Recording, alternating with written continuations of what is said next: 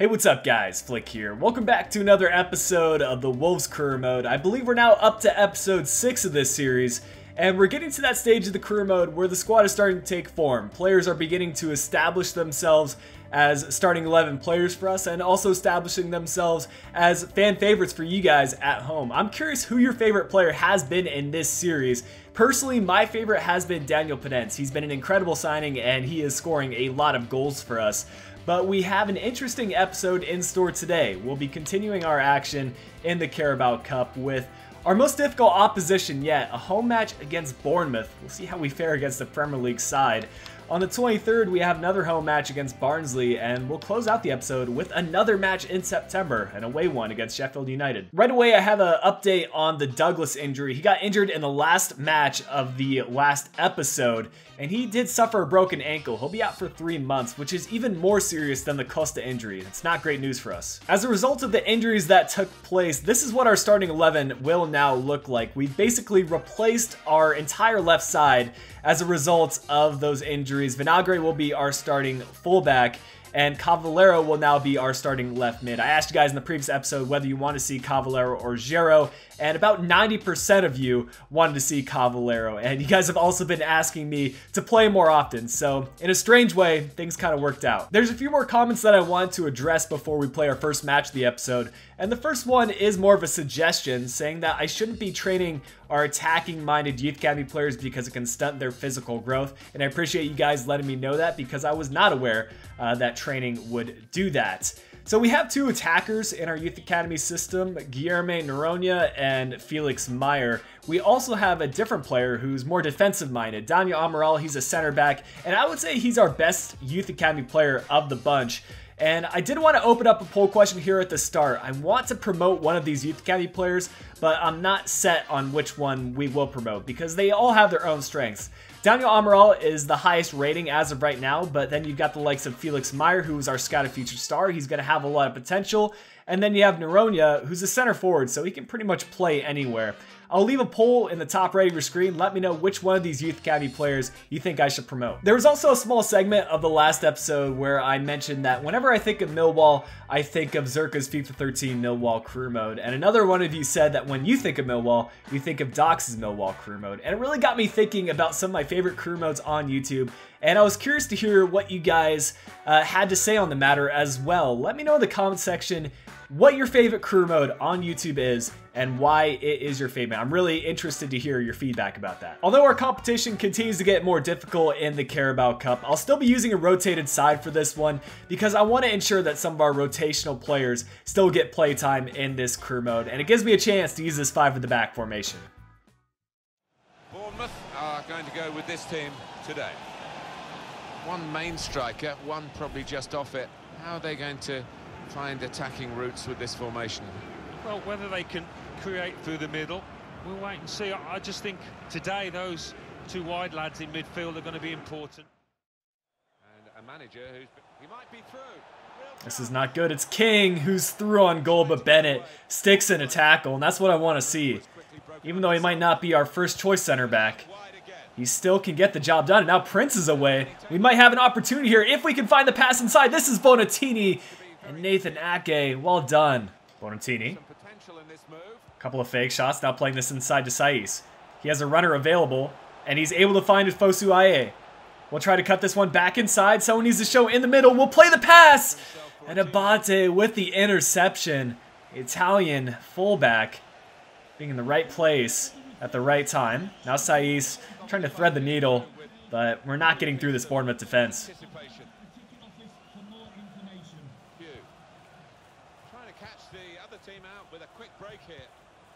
Good ball play. Keeper needs to come off his line, and he will get there. Norris gets enough of it for us to get this one cleared. And now it's Delans supporting the attack and needs to get it forward. Well done to find Cavallero. And he just gets out-muscled right there. Makes it too easy for Bournemouth.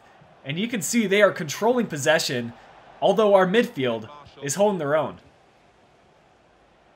The right side of our defense is nowhere to be found. It's King who's through on goal. Bennett puts in the tackle. It's Bournemouth still on it. And that's a great counterattack. They deserve the goal. And although it took a few rebounds for them to finally get the shot, it's 1-0 for Bournemouth. and it will be difficult sledding from here on out.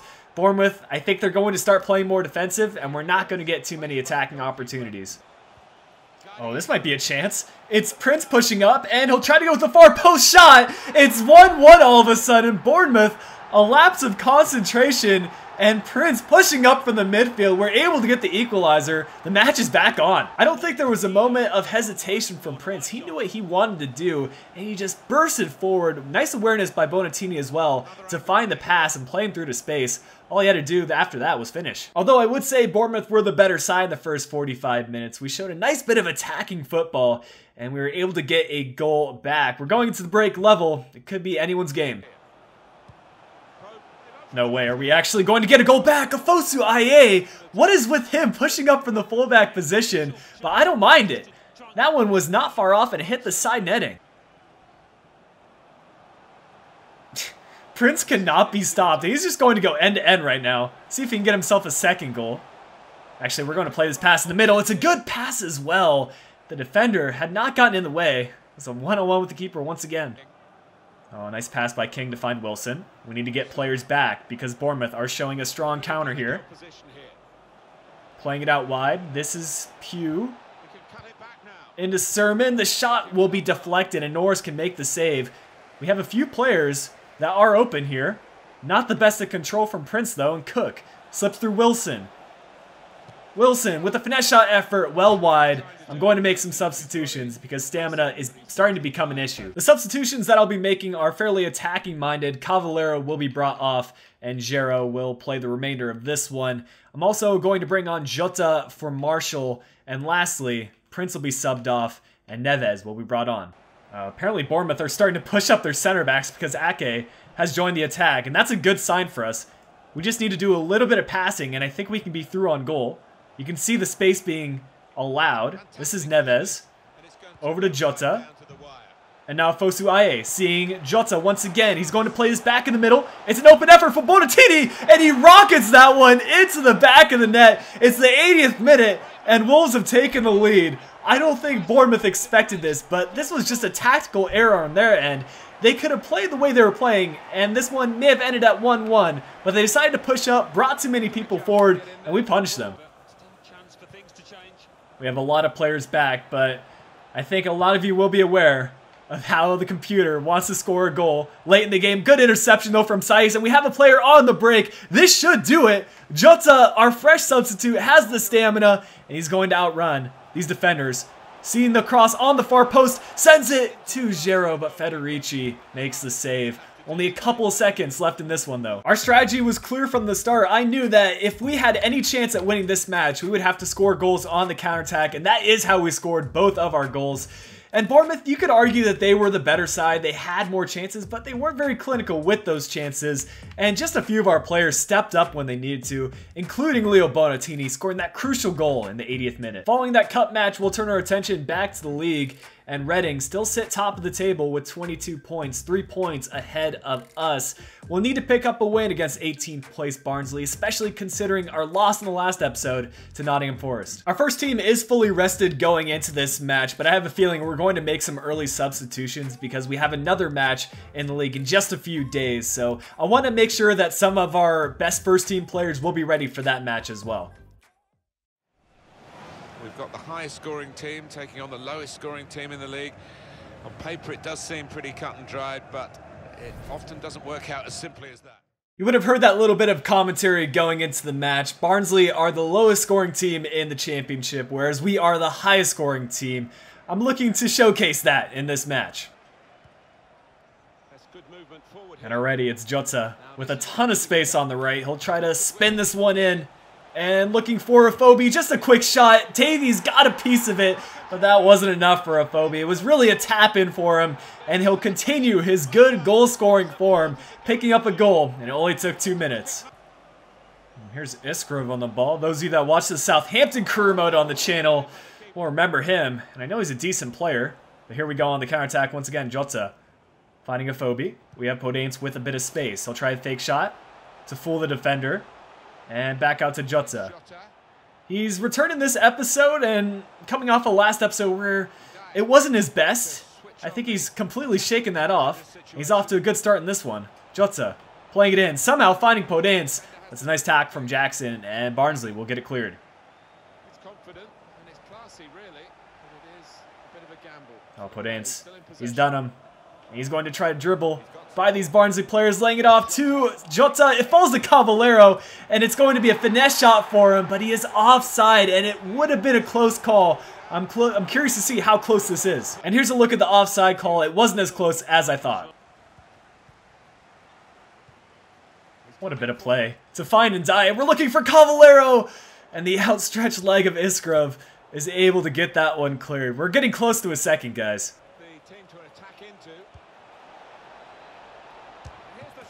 Oh, that's a good hit from the Barnsley player. I think that might be Iskrov.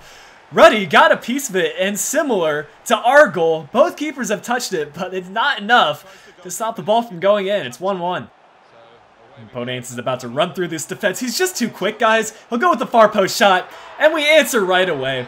Podence runs through the entire Barnsley team, and that's something that I wish would be stopped. It shouldn't be that easy to score a goal. Well, it hasn't been the best defensive display from either side. Both defenses have made costly errors, but I would say that we have been the better team. 6 shots, 2 on target, 58% of the possession. I would like to get that third goal just to have an extra safety net. Before the match, I expressed my interest in making some early substitutions. I'm going to make those changes right now, or at least some of them. Neves will be brought off, and Prince will play the rest of this one. He's coming off a great performance in the Cup, and I'm hoping he can continue that into this match. I'm also going to give Ronan some playtime, swap him and Podence.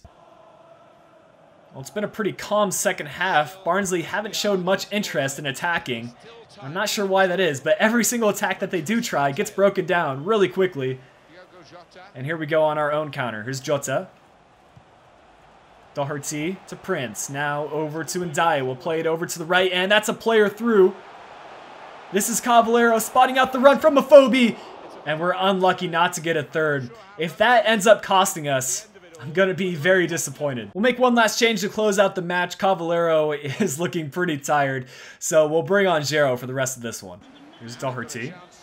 He's going to cut it inside and look for options. This is Ndiaye holding off the defender. Back to Prince, now Ndiaye. Seeing the run being made for Ronan, he needs to create space for himself or draw a penalty. The finesse shot, well, the space was there. Needs to be working on his finishing, though. While our finishing wasn't the best, I'm still happy with how the statistics did end up as. 62% possession, can't be complaining about that. And Afobe gets another man of the match added to the tally. We've had a player request come in just before our final match of the episode, and Will Norris, our backup keeper, which we feature often in those cup matches, wants to get some playtime in our upcoming league match. And while I don't normally allow him to play, I'll give him a chance in this one as our starting keeper. And my main reason for letting Norris play in this match is that our opposition isn't doing too well in the league. Sheffield United are all the way down in 23rd. I believe that's the lowest placed team we played all season. Good news for us, though, is that Reading are starting to drop points a little bit more often. They picked up a draw in their last match, so we sit just 1 point behind them. For the most part, the squad's in pretty good shape going into this match. I was concerned that fitness might be an issue, but I think we used our substitutions pretty wisely, and most of our players are fairly full for the fitness. Probably the lowest fitness player is Jota, who will be our first substitution, but I'd like to end off the episode with a third win. We'll see if we can do it against Sheffield United. Sheffield United have gone with an interesting choice of formation. I actually haven't seen this formation too often in career mode, and I think if we can dominate the wings, we should be able to win this match. We're just being patient with our play, waiting for the space to open up. Doherty over to Podence. That's a lot of space for Afobe. Nearly gets taken out, but now Gero cutting it back inside. We have a runner. This is going to be Podence with the shot. Blackman with the save. And we're testing the keeper early. Well, that's not good. Donaldson winning the header. And I think Clark is onside. Sheffield United, no idea why they chose to play it backwards, but still on the attack. It's Sheffield. Now Freeman playing it in to Clark. Nice back heel to set up Duffy. Good block from Boley. Doherty waiting for the run from Jota. He'll spin this one inside using the skill move that works best for him. Somehow he's still on the ball. Eventually it'll fall to Podence. I didn't want that ball to dribble as long as it did, but Podence's effort was a pretty tame one. It's a great ball play, and I think Lafferty's onside. He's going to cut it in. And not doing much with it. Still on the ball. It's Lafferty. We have him closed down. And finally, Cody able to make the interception. I was going to bring this up earlier in the episode, but Ruddy hasn't really had a chance to make the save. I completely forgot to bring in our backup goalkeeper for this match, so Ruddy is starting.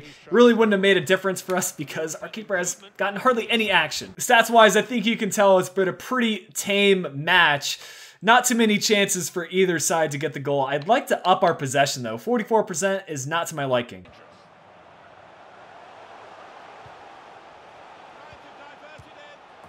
Well, just minutes or seconds in game after halftime, Sheffield marched down the pitch. A good ball played out wide and a equally good cross. Another finish from the attacker, and Ruddy, nothing he can do about that one. Here we go. Maybe we can get something going. No, it's defended again by Sheffield United. They are not playing like a team in the relegation zone. But with 25 minutes or so left in this one, we're going to need to go ultra attacking or something, because what we're doing right now is not working. We're going to make a few changes right now. I'm bringing Jota off and bringing on Ronan. In the midfield, I'd like to bolster it up. Prince has been in good form, so maybe a swap with him and Saiss could be good for us. Also, attacking-wise, I feel like we need to make some sort of change. Afobe hasn't made much of an impact, so we'll give Bonatini an opportunity to be the hero. Corner kick chance for us. These are the kind of opportunities we need. Someone needs to rise up and win the header. It'll fall outside the 18-yard box, but Vinagre picks it up. We'll send in another cross. Except this one will be a driven cross. Open player. This is Prince. The effort into the back of the net. Prince continues his good form in the episode, and he continues to score goals for us when we needed it most. I'll tell you guys something. We have a difficult decision on our hands who we should be starting in the midfield. We have so many decent midfielders, but the way Prince is playing, I almost feel like he deserves a starting spot. Bonatini. Has an open through ball. Has one defender left to beat the finesse shot. Can he get it around the keeper? No, he can't. That's an open chance, and all of a sudden, the defense has opened up, and we've had some attacking chances. Podence floating in a far post cross. That's not going to work. No. No. Are we really going to concede that way? I thought I had that covered, but the defender kind of dragged off, and that's such an unfortunate way to go down. In the 87th minute, Sheffield United... Fair play to them. They've done extremely well, but still, they're sitting in the relegation zone. We can't be losing this one. Decent bit of passing. We might have one more chance here. This is Podence. That's a good tackle. We might be able to get to that. And Willy Boly pushing up from his center back position. We're going all out attack. A far post cross is a good one. But Blackman collects, and that's going to be another loss for us in this one. It seems like every time we're losing the last match of the episode in really unfortunate ways. This one was probably avoidable. We could have done better attacking-wise, but the result's a result, and we'll need to improve upon this. It almost seems like every chance we have to overtake Reading for first place, we screw up the opportunity and manage to drop points. You can see from the stats, you could argue we were the better team in this one, but again, we'll have to find ways to improve in future episodes. Man of the match will go to a Sheffield United player. It's Lafferty, their left wing back. But guys, that'll bring an end to today's episode of the Wolves Career Mode. Hope you did enjoy it. If you did, make sure you leave a like down below. Subscribe to the channel if you're new around here. And until next time, this has been Flick. I'll be talking to you guys again soon.